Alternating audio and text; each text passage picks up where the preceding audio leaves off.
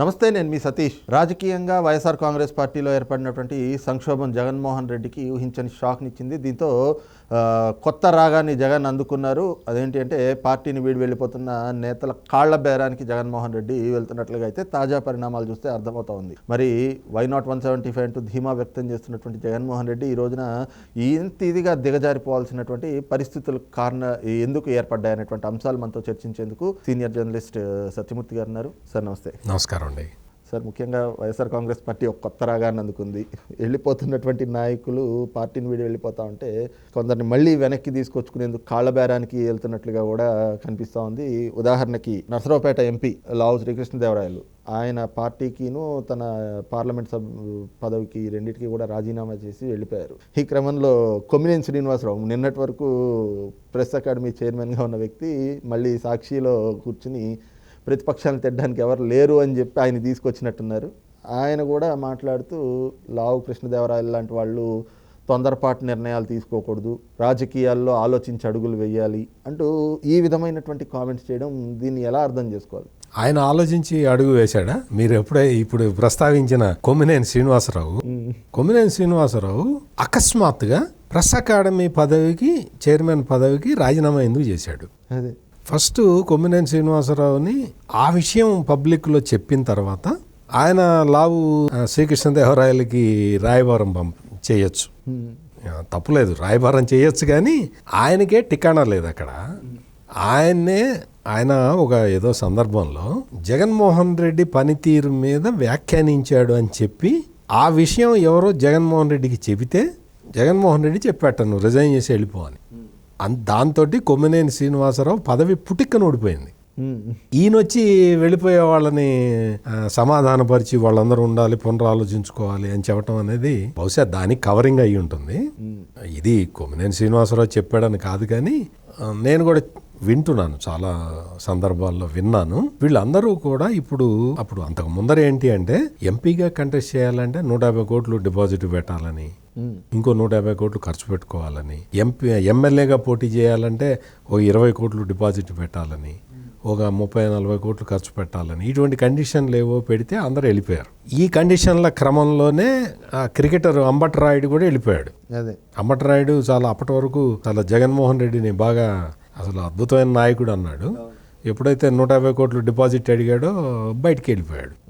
ఈ తరహా రాజకీయాలు అంటే రాజకీయాలని ఫక్తు కమర్షియల్ ఫార్ములాతోటి నడిపిద్దామని ఇంతకాలం ప్రయత్నం చేసిన జగన్మోహన్ రెడ్డికి ఎదురు దెబ్బలు తగలటం మొదలైంది. ఈ ఎదురు దెబ్బలు తగలటం ఎప్పుడైతే మొదలైందో పార్టీ మొత్తం కూడా డిజంటిగ్రేట్ అయిపోయింది. మొత్తం ఏ నియోజకవర్గంలో కూడా పటిష్టంగా లేదు. ఇప్పుడు పార్టీ పటిష్టం అంటే ఏంటి? కార్యకర్తలు అందరూ వచ్చి పనిచేయాలి. నాయకుడే లేడు, నాయకుడికే దిక్కు లేదు, వాడికి టికెట్ వస్తుందో తెలియదు, రాదో తెలియదు. అటువంటి పరిస్థితుల్లో పార్టీ కార్యకర్తలు ఐక్యంగా ఎట్లా పనిచేస్తారు? ఇది జరుగుతున్నది. ఇది మొత్తం ఓవరాల్గా పార్టీని చేస్తున్న డ్యామేజీని చూసిన తర్వాత వాళ్ళు కాళ్ళబేరానికి వస్తున్న మాట అయితే వాస్తవం. కానీ ఏంటంటే ఇప్పటికే చాలా మంది వెళ్ళిపోయారు. వాళ్ళు మళ్ళీ కాళ్ళబేరానికి మేము వస్తున్నాము అని బయటికి చెప్పుకోవటానికి వాళ్ళకి ఈగో ప్రాబ్లం ఉంది కదా. అందరికీ వైసీపీలో ఉన్న జగన్మోహన్ రెడ్డి దగ్గర నుంచి సజ్జల రామకృష్ణారెడ్డి వరకు అందరికీ ఈగో ప్రాబ్లమే కదా. అందుకని వాళ్ళు ఏం చేస్తున్నారంటే ఇప్పుడే మీరు బయటికి వెళ్ళొద్దు, మేము మళ్ళీ రీసర్వే చేస్తున్నాము, మళ్ళీ ఐపాక్ వాళ్ళు ఫ్రెష్ టీమ్స్ పంపించారు, ఆ రీసర్వేలో మళ్ళీ మీ పేరే రావచ్చు, మీరు ఉండండి అని సమాధానపరిచే ప్రయత్నం మొదలుపెట్టారు. అంటే అందితే జుట్టు, అందకపోతే కాళ్ళు. ఇప్పుడు ఇంతమంది తిరుగుబాటు చేసి వెళ్ళిపోతున్నారు. దాంతో మొత్తం పార్టీ క్యాడర్ మొత్తం చాలా అసలు దీంట్లోకి వచ్చేసినది. ఈ నేపథ్యంలో ఏం చేయాలి? ఎట్లా కాపాడుకోవాలి? దీన్ని కాపాడుకోవాలి అంటే ఏం చేయాలి? వాళ్ళని బతిలనాడాలి. కానీ బతిలనాడటానికి ఈగో ప్రాబ్లం అడ్డం ఉంది కదా. అందుకని ఏం చేయాలి? రీసర్వే పేరుతో చెప్తున్నారు. సార్, ఇక్కడే చూస్తే కొమ్మినేని శ్రీనివాసరావు ఇంకొక మాట కూడా మాట్లాడారు. ప్రధానంగా ఏదైతే లావు కృష్ణదేవరాయలు పార్టీకి రాజీనామా చేయడంతో ఇలాంటి యువకులు రాజకీయాల్లో భవిష్యత్తు చాలా ఎక్కువగా ఉన్నవాళ్ళు తొందరపాటు నిర్ణయాలు తీసుకోకూడదు, రాజకీయంలో సుదీర్ఘ ప్రయాణం చేయాలనుకున్నప్పుడు ఆలోచించి అడుగులు వేయాలి, మరి పార్టీని వదిలి వెళ్ళిపోవడం అంటే అది చాలా తప్పుడు నిర్ణయము, ఇప్పుడు పార్టీ కూడా ఎలాంటి గెలుపోటములు లేదంటే గనక పార్టీలు సర్వేలు చేయించుకుంటే ఆ సర్వేల్లో ఎలాంటి అక్కడ బాగోరు అభ్యర్థి అనుకున్నట్లయితే ఇంకో దగ్గరికి మార్చడం ఇవన్నీ కూడా సహజంగా జరిగేవే. మరి ఇలాంటి పరిణామాలు ఉన్నప్పుడు పార్టీ అధిష్టానం నిర్ణయానికి తలొంచి వ్యవహరిస్తే రాజకీయ భవిష్యత్తు బాగుంటుంది అంటూ కూడా కొన్ని మాటలు నీతి సూక్తులు చెప్పుకుంటూ వచ్చారు. వీటిని ఎలా చూడొచ్చు అంటారు? కొమ్మినేని శ్రీనివాసరావు ఇప్పుడు నీతి సూత్రాలు చెప్తున్నాడు, కానీ లావు కృష్ణదేవరాయలు కొమ్మినేనితోటి నీతి సూత్రాలు చెప్పించుకునే అంతటి చిన్న మనిషి కాదు. ఎందుకు అంటే అతను చాలా కమిట్మెంట్ తోటి రాజకీయాల్లోకి వచ్చాడు. కృష్ణదేవరాయలు వాళ్ళ ఫాదర్ నుంచి నాకు పరిచయం. వాళ్ళు ఒక కమిట్మెంట్ తోటి రాజకీయాల్లోకి వచ్చారు, ప్రజలకి సేవ చేద్దామనే కమిట్మెంట్ తోటి. ఈ కొమ్మినేని శ్రీనివాసరావుకి తెలియని విషయం ఏంటి అంటే ఇప్పుడు వచ్చి ఏదో మళ్ళీ జగన్ దృష్టిలో మళ్ళీ తను పడి తనేదో పార్టీలో ఉన్న కమ్మవారందరినీ మళ్ళీ ఏకం చేస్తున్నానన్న ఒక పిక్చర్ ఇచ్చుకొని మళ్ళీ ఏదైనా ఇంకో పదవి వస్తుంది అనుకుంటున్నాడేమో, దానికోసం ఏదైనా ప్రయత్నం చేస్తున్నాడేమో నాకు తెలియదు. కానీ లావు కృష్ణదేవరాయలు ఎన్ని సంవత్సరాల నుంచి సఫర్ అవుతున్నాడో తెలుసా? మొత్తం నరసరావుపేట పార్లమెంటరీ కాన్స్టిట్యున్సీలో అక్కడ ఉన్న 7 ఎమ్మెల్యేల్లో 7 ఎమ్మెల్యేలు అవినీతి కార్యక్రమాలు చేస్తున్నారని చెప్పి లావు కృష్ణదేవరాయలు పోరాటం చేస్తున్నాడు. 4 సంవత్సరాల నుంచి పోరాటం చేస్తున్నాడు. ముఖ్యంగా విడుదల రజని మీద పోరాటం చేస్తున్నాడు. వినుకొండ ఎమ్మెల్యే బొల్ల బ్రహ్మనాయుడు మీద పోరాటం చేస్తున్నాడు. నరసరావుపేట ఎమ్మెల్యే గోపిరెడ్డి శ్రీనివాసరెడ్డి మీద పోరాటం చేస్తున్నాడు. ఈ విధంగా ఆయన అసలు మీకు లైఫ్ థ్రెట్స్ వచ్చినాయండి లావు కృష్ణదేవరాయలకి.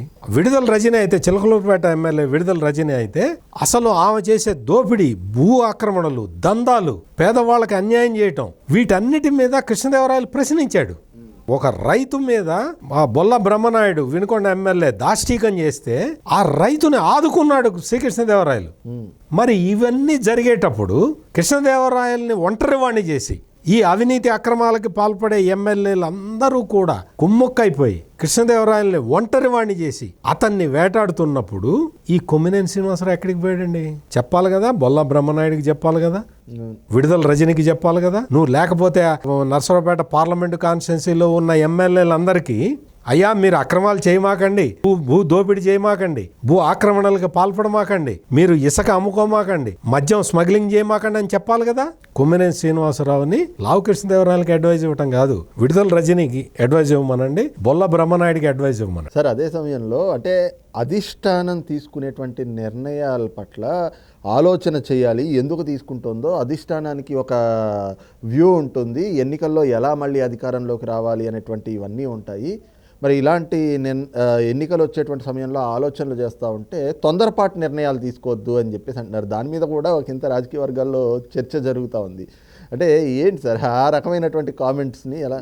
కొమ్మినేని శ్రీనివాసరావు తన పదవికి రాజీనామా ఎందుకు చేశాడు అనే విషయం చెప్పాలి కదా. ఫస్ట్ సడన్గా ఎందుకు రాజీనామా చేశావు అది చెప్పు, పాయింట్ నెంబర్ 1. నెంబర్ 2, ఈ ఎమ్మెల్యేలని సంజాయించుకో, ఎమ్మెల్యేలకు చెప్పు, అక్రమాలు చేయొద్దని చెప్పి వైసీపీ ఎమ్మెల్యేలకి చెప్పమను, చక్కగా సలహా ఇవ్వమను. విడుదల రజనిని ఇప్పుడు మళ్ళీ లేటెస్ట్ ఏంటి అంటే విడుదల రజనిని నరసరావుపేట పార్లమెంటు అభ్యర్థిగా పెడతారని ఇంకొక ఇది. విడుదల రజని అంటే ఎవరైతే అక్రమాలు చేశారో వాళ్ళకి ప్రమోషన్ ఇస్తున్నారు. నరసరావుపేట ఎంపీగా విడుదల రజనిని తెచ్చి పెట్టాలని చెప్పి జగన్మోహన్ రెడ్డి ప్రయత్నం చేస్తున్నాడు. ఇది లేటెస్ట్ అక్కడ జరుగుతున్నది. అందుకని కొమ్మినేని శ్రీనివాసరావు ఈ సలహాలు ఇవ్వటం ఇవన్నీ మానుకొని తను ఏ పని చేయాలో అది చేయటం బెటర్. రైట్, ఇది చూస్తున్నాం కదా. ముఖ్యంగా ఏదైతే పార్టీలో ఏర్పడుతున్నటువంటి సంక్షోభంతో ఏదైతే రాజకీయంగా తగలబోయేటువంటి ఎదురు దెబ్బలకి భయపడి ఈ రోజున మళ్ళీ పార్టీని వీడిపోతున్నటువంటి నాయకులను అయితే కనుక వెనక్కి తీసుకొచ్చుకునేందుకు ఒక కొత్త కుట్రలకైతే జగన్మోహన్ రెడ్డి తెరలేపుతా ఉన్నాడు. అందులో భాగంగానే ఈ విధంగా కాళ్ల బేరానికి వెళ్తున్నటువంటి ఈ పరిణామాలు అయితే చోటు చేసుకుంటున్నాయన్నటువంటి భావన అయితే సీనియర్ జర్నలిస్ట్ సత్యమూర్తి గారు వ్యక్తం చేస్తూ ఉన్నారు. Thank you.